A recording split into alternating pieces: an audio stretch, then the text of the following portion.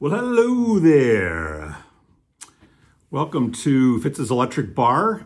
This is a little segment. I'm just doing a kind of a mini version of what's in my pile, which is a reference back to what's in your bag on Amoeba Music. But some of the stuff that I've been listening to over the last little while, it's kind of fun to look at some of the things that I've had in the front of my stereo and been reaching for repeatedly.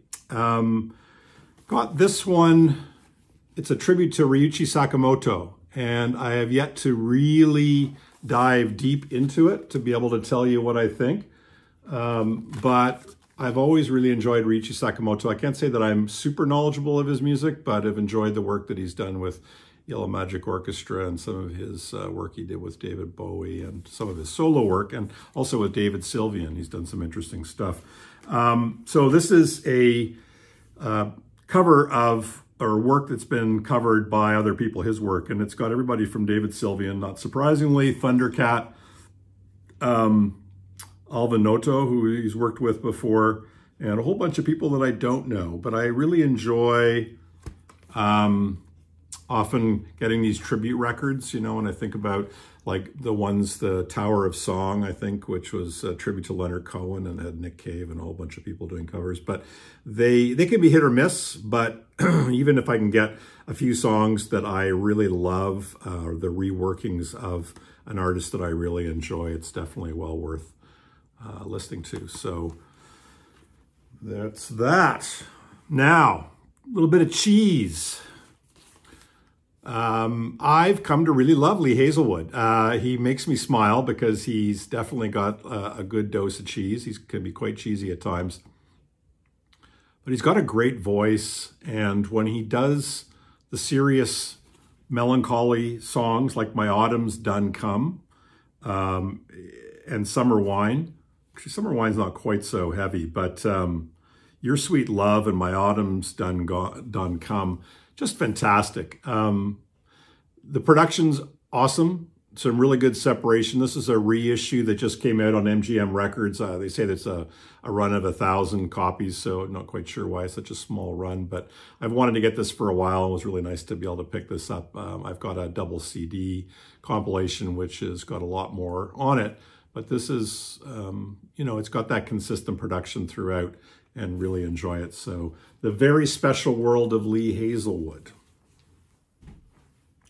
I'm not really a crate digger, as it were. I don't have enough patience for that, but I do periodically dip into record stores that have used vinyl as well. Picked this up recently. My friend Cordell, had a visit with him over on Bowen Island, and he played this for me, and I loved it. And it's acoustic blues. So there's no drummer on this band. There's John Mark is acoustic fingerstyle guitar, John Mayall doing, you know, vocals, harmonica, slide guitar, that kind of stuff. And then Johnny Allman does tenor and alto sax, flutes, and mouth percussion. So no drummer. So it's got a really nice quality to it. Extremely listenable, very nice production, John Mayall. And The Turning Point. This album used to belong to Deb. Thank you, Deb. It's a really nice cover as well. It's in good condition, so it's great. Just recently, another friend of mine, Chris, was out of town when Flaming Lips came to town, and he had tickets and asked if I wanted to take his tickets. So Richard and I went off and saw the Flaming Lips. And this is their most recent record, 2020, American Head. And they played some of this live. First of all, if you've ever seen Flaming Lips, I know that Lost Mixtapes told me about the fact that they're still putting on good live shows. I had last seen them play with Beck opening up during the Beck Sea Change tour. And Beck was really, really good, but Flaming Lips was a revelation. I mean, they're so visually stimulating. There's so much going on. Wayne Coyne always has a huge smile on his face. He's a real character. And there's just a lot going on in the background in terms of lights and stuff. During Yoshimi battles the pink robots, there's a massive inflatable pink robot in the Commodore Ballroom here in Vancouver, and it was really fun with, you know, interacting with the pink robots, trying to keep evil at bay.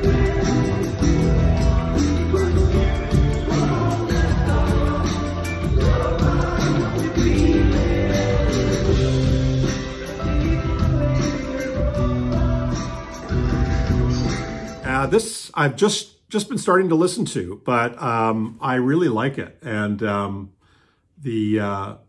I haven't been able to identify songs versus other songs, but great cover. And so far, really enjoying what I'm hearing. I haven't really gotten into a Flaming Lips album since Yoshimi, so that was way back in, what was it, the mid-90s or early 2000s? Actually, speaking of which, there is, if any of you are interested in any of these surround sound, 5.1 surround sound mixes, the Yoshimi Battles of Pink Robots 5.1 mix is crazy. It's just like the songs, the music comes from all corners of the room. It jumps around, and normally that would be kind of irritating. It's like when they did 3D movies and everything would be like like this, and it was kind of like, we're working with 3D and the content didn't matter. It was more the medium. But it is a pretty kooky record anyways. And so when you bring that 5.1 surround sound to it, if you guys ever get a chance, give it a listen. I own it and really enjoy playing it every once in a while. They've got some wacky visuals to go with it as well. But anyways, American Head, Flaming Lips, awesome. I'm going to preface this next part with the value of the local record store. So from my point of view, I used to just love going to the record stores. And again, I'll talk about this more later when I tell my story in terms of my progression into different types of music and all the influences or the places where I found music that has mattered to me. And the record store obviously is a huge part of that. But it seemed like for 15 or 20 years when the CDs came out, I really stopped going to record stores. I mean, it's not fun shopping for CDs. I personally don't enjoy it the same way as I do for vinyl. So yeah, I would just order it online. And now that I'm back into vinyl, going into stores and buying vinyl is great. But there's another little difference, and that is the communication from the record stores can be done via social media or newsletters. So here in Vancouver, there's a store that I've got to give a shout out to that I just think is amazing, called Audiopile. And Audiopile reminds me of a store that I used to love to go to in Toronto called Soundscapes. The actual physical size of the store is remarkably small. And within those parameters, it's incredible that they are able to pull in such great music, not just from a genre, but from multiple genres, jazz and Americana and all that kind of stuff. And Audiopile is like that. But they go kind of one step further, I feel, and they're really good at promoting artists that are not that well known. Now, the caveat to this is that I'm not as in the loop on new stuff as I used to be when I was a little bit younger. And so it may be that this stuff isn't as rarefied as it feels to me. But these newsletters give me some great descriptions of the art, of the music. Then I can go over to Tidal or Spotify, and I can listen to the music and get a sense of whether I like it or not. And then also evaluate whether I like it and I want to own it on vinyl, or I like it and I can just, listen to it and stream it. And very rarely would I get the CD version because I don't feel it's really incrementally much better than just streaming the song. So on that newsletter from Audiopile here in Vancouver, Audiopile, I find it just a total joy to go into the store and shop. But the combination of that with the newsletter identifying stuff. So I think last week or 2 weeks ago, they talked about this artist and they described this artist, and his name is Misha Panfilov. And this is one of the records that just got repressed. So he's an Estonian artist. I don't know quite how to describe his music. It's kind of jazzy. It's kind of, some of it's easy listening. Some of it's a little bit funky. Some of it's pop. Some of it's a little bit ambient. So, in a word, unique. Like, he's really got his own sound. And I really love it. So they posted that these albums were available in limited quantities, I think. Well, they probably didn't even say limited quantities. But nowadays, for some of these acts, they don't bring in tons, so you got to get on it right away. So this one, Momentum, and this one here, which is called Days as Echoes, are both from Misha Panfilov's sound combo. I guess this one's just Misha Panfilov, and this one is Misha Panfilov's sound combo. Both, I just put them on over and over and over again. I put on a side, and normally I play a side of a record and then I move on. This, I just put on a side, I have to play the other side, then I have to play the other record, then I have to play the other side. So I'll often play all 4 sides in a row. I'm completely obsessed by this guy and his music. Super good. Some of it's available on streaming, some of it's not. He's also super prolific. I think in 2020, he put out something like 8 or 9 records. He reminds me of Daniel Romanov. Back in Welland, Ontario. But if you ever get a chance, give it a listen. It is really, really good. Slightly lo-fi. It's not like really hi-fi, but it's great. One of the things I found in a really small little record store that's got actually it's a bookstore and a record store, and they dominate primarily their books, but they also have some records. I have to say it's a local store as well. I forget the name of it. They tend to price things a little bit high, but they had a sale on, so I went in and I got a few records, and this one I had to get for nostalgia. So at some point I am going to do that video kind of telling you a little bit about my musical journey. Nice self-indulgent little thing about, you know, getting into soul music and funk music and classic rock and punk and jazz, and kind of how everything progressed for me a little bit from my perspective. But this was the first record I ever got. I think this was a birthday present.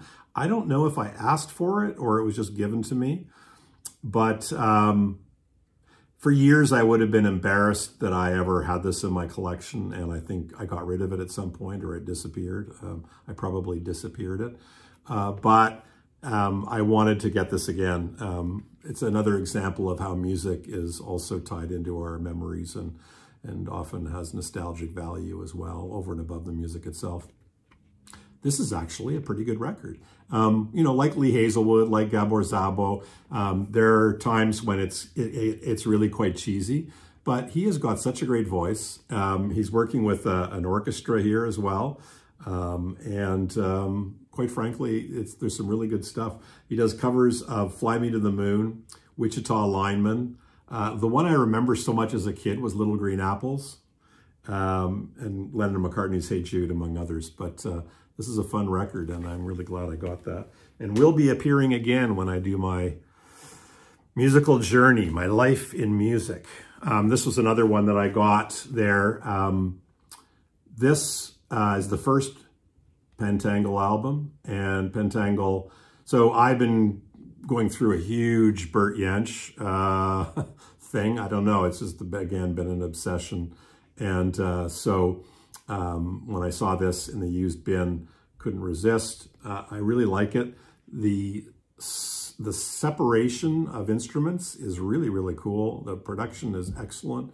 I really like this record. So this would be, I think, John Renbourn. Yeah, John Renbourn and Bert Jansch, and vocalist Jackie McShee, and some really good stuff. This was their first record, and this is, I don't know why, I think it's like 68 or 69, but I'm not sure. And there's a nice little quote on the back from John Peel. So for those of us that know John Peel and the BBC, he was going from the 60s. He wasn't just somebody that kind of popped up during the punk time and got a lot of notoriety. He was breaking artists for years and years and years. I'm going to pause there, and I'm going to show you another Bert Jansch thing that I just got and continue on my Bert Jansch obsession. So to continue with my Bert Jansch obsession, this actually goes back a year or two, but Earth Recordings, or Earth Records, has been re-releasing some of Bert's music.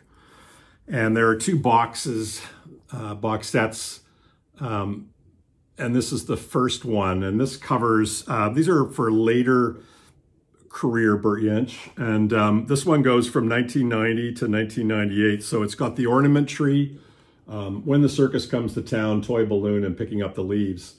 Picking Up the Leaves actually is not an official released record, and it's a whole bunch of outtakes and alternate versions, unreleased stuff. And it includes some work with John Renbourn as well. And it's really neat just kind of hearing Bert Jansch work in his home studio for the most part and working out music and lo-fi in some cases. But the production on this is really good, and this is a really nice record. So this one is called Living in the Shadows. So it covers, so what happened was Bert Jansch had quite a following when he was part of the group The Pentangle, and then I think kind of, went into, didn't really, kind of lost a popularity for quite a few years, and then had a late career bloom. Other artists like Johnny Marr, Beth Orton, and others, I think kind of talked about his importance in music, and they would collaborate with him as well. And so that, I think, helped contribute to his rebirth or his late career surge in interest by the public. So this one's called Living in the Shadows, which is very nice. And it's a really nice sort of linen book with some nice liner notes. And then it's got the records in each one, but it's a really nice, I actually would have loved more liner notes, but the whole package is really, really well done. Nicely bound and the whole deal. So I really like that. The one that I like even better is this particular one, which is On the Edge of a Dream. You can see they're definitely nice little bookends from for each other. This one's got Crimson Moon, which is an album that I adore, and The Black Swan, which I think is really, really great. Also has Edge of a Dream. And then it's got also, so there are both 4 record sets, and this one's also got an album worth of outtakes, The Setting of the Sun. And this has got Johnny Marr working with Bert.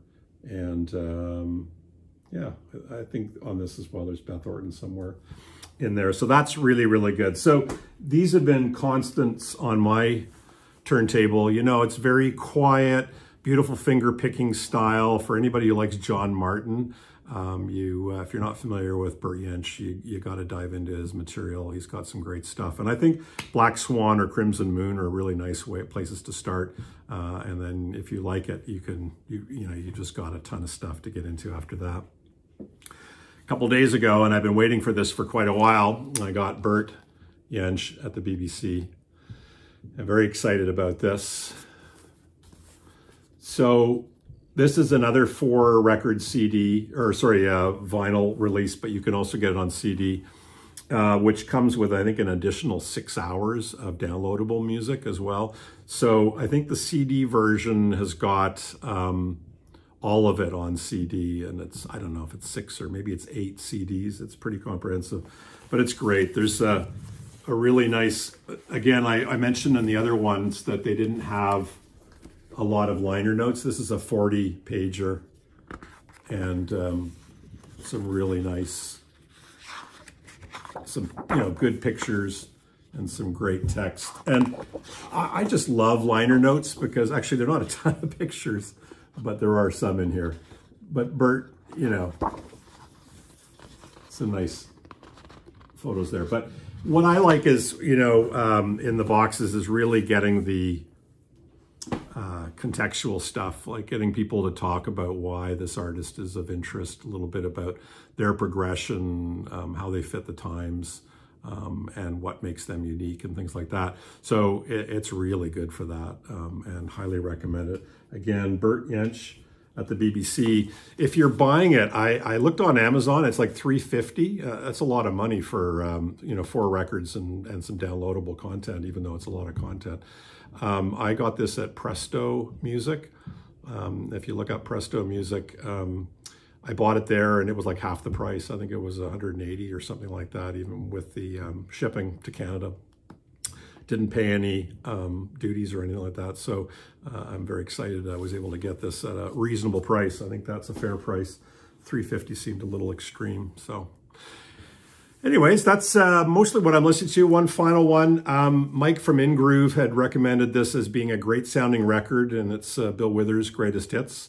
And he's not wrong, boy, I'll tell you. The sound of this is just, it's very quiet, as you can imagine. So it's a MoFi release. It's a analog, I believe. It's not a one-step, but the there's just stuff going on in here that is so nice to hear that you don't recognize from just listening to it on the radio for years. And yeah, it's like you're listening to the stuff for the first time. It's really, really awesome. So Bill Withers' greatest hits. So that's some stuff that's in my pile that I'm listening to.